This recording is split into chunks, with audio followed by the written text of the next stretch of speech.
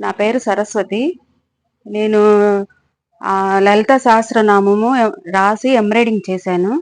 ఇది శ్రీశైల బ్రవరాంబిక అమ్మవారికి సమర్పించాలనుకున్నా. రేపు మాఘమాసం పౌర్ణమి రోజు అమ్మవారికి సమర్పించబోతున్నా. అమ్మ దయ వల్ల నేను పూర్తి చేయగలిగాను. ఇది రాయటానికి నాకు చాలా రోజులు పట్టింది. చాలా నియమనిష్టలతో రాశాను.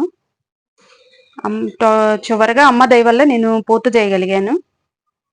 ఇది రేపు శ్రీశైల బ్రవరాంబిక అమ్మవారికి సమర్పించబోతున్నా. ఇది మీకు చూపిద్దామని చేస్తున్నాను.